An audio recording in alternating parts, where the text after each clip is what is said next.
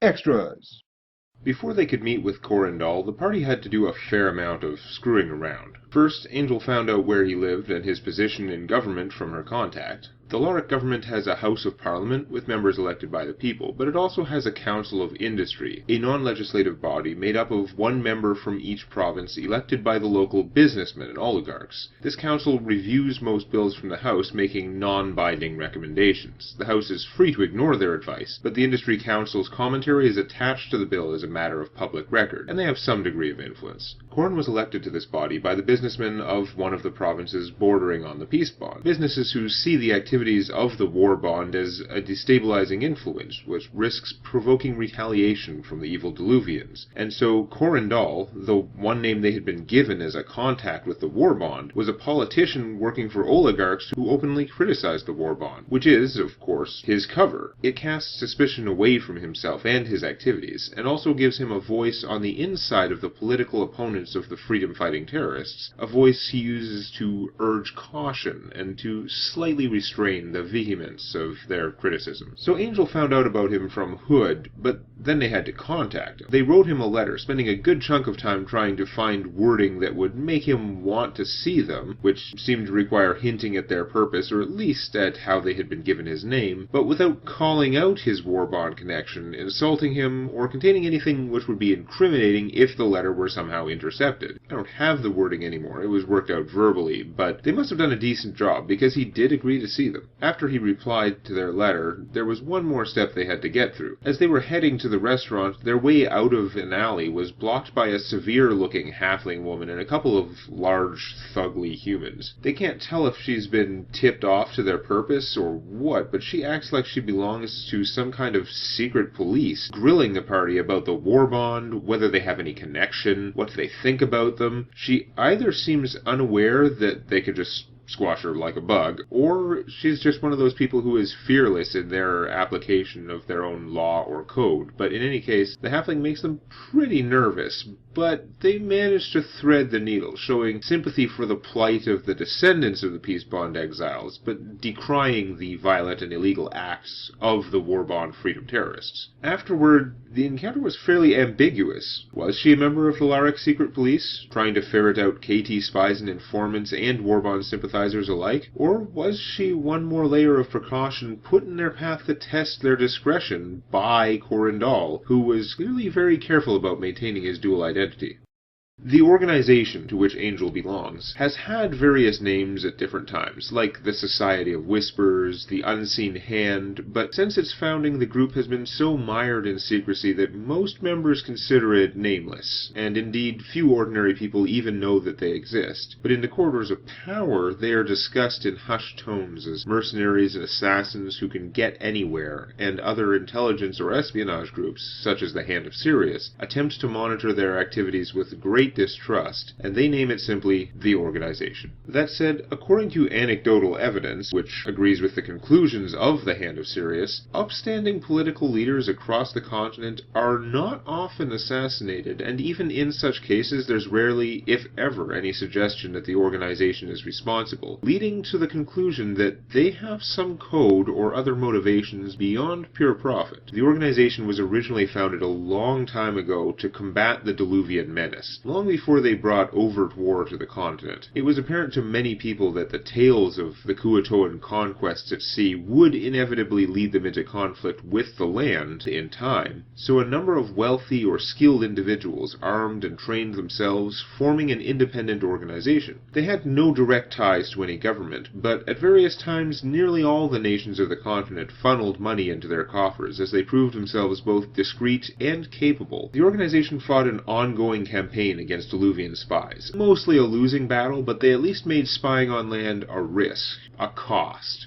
They also struck at various land-based encampments, secret bases, and artifact-gathering expeditions as they uncovered them, with the advantage that the governments of men, halflings, dwarves, and elves could all deny responsibility, keeping them at arm's length, even while secretly financing most of their efforts. Over the centuries, there were also numerous times when Kuatoan forces made actual forays onto land, though nothing on the scale of the Varandia invasion. and the organization specialized in assassinations of Diluvian military officers and commanders, sometimes during actual combat, as well as setting traps, eliminating scouts, and disrupting supply trains. However, there came a time when they drew too much attention to themselves, and as the existence and nature of their group became more apparent to the Empire, the organization became a target for the Monitors. Since the day they had been formed, the organization had trained and girded themselves for the time when they would face the legendary Kuo-toan monks. Their training proved meaningless. Over a mere handful of years, their 400-plus agents and thousand-some non-combat staff and supporters all across the southern and western coasts of the continent were reduced to mere dozens. Their procedures of compartmentalization and secrecy were excellent, but that same compartmentalization made them slow to realize the degree to which they were being outmatched and exterminated, and the brutal efficiency with which the Monitors conducted counter-espionage and tracking. Most organization cells were able to hide quite well amongst the populations of the different nations, or even in the wilderness, but as soon as a given cell performed an operation, attacked a target, they would either encounter a Monitor during the act and be slain, or if they succeeded, as they often did, they doomed themselves by attracting a Monitor's notice, whereupon that team would be hunted down to the last man or woman. In the wake of this near annihilation, some of the survivors retired, but a number of them set about very cautiously rebuilding the organization. They each recruited one or two trusted and talented souls, training them so that they might recruit and train the next generation over a period of decades. This new form would be much different. After the way they had been destroyed, governments were no longer willing to fund them for a variety of reasons. A small number of private donors were enough for the initial phase of the reconstruction, but when the time came to begin recruiting again to regain the numbers needed to perform operations, they could not sustain the costs, and so the new organization was forced to become a mercenary group.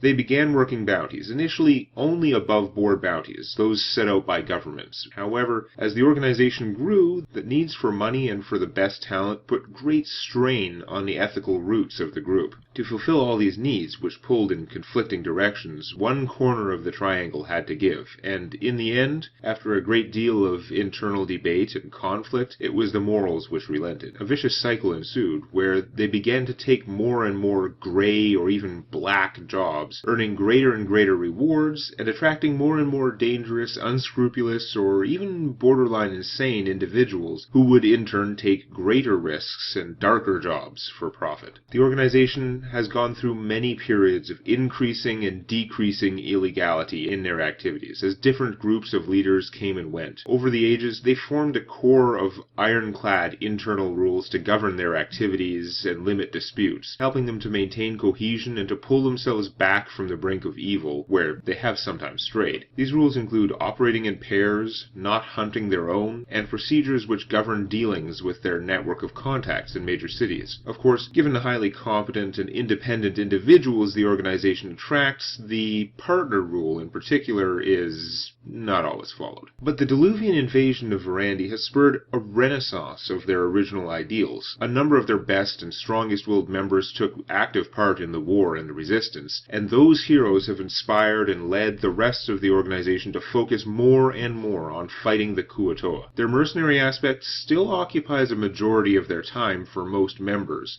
for operating funds, improving their equipment, and simple personal wants, but the core of their purpose has been restored, and at least half of the current members of the organization make it their business to sabotage Diluvian, and in some cases Illud, interests wherever they can.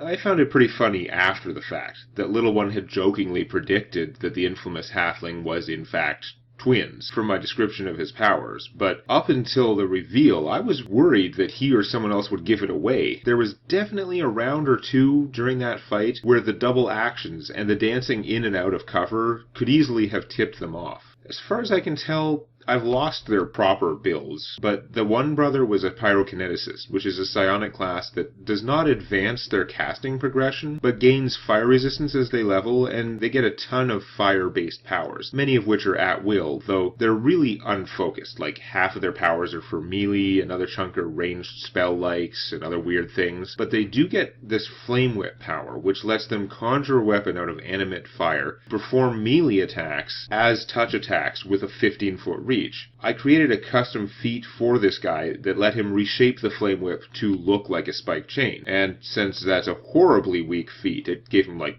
+1 damage with it or something. On the other end, his brother was a Scion, so he had a variety of effective powers, up to and including 4th level ones, but in order to maintain the Masquerade, he had crafted for him the powerful Flaming Spike Chain, which could instantly fold down like a switchblade to emulate the way his brother's Flame Chain could be dismissed at will. And he had the Touch Attack amulet to more accurately imitate the Flame Chain attacks, although most of the time in combat he would function as a spellcaster. Ironically though, Mahran Doraj was known as one of those who did not follow the organization's partner rule. Thanks for watching, and please like, share, and subscribe to my Twitter for my silly D&D house rule of the day, and watch me play and analyze Hearthstone on my Demonac Games channel.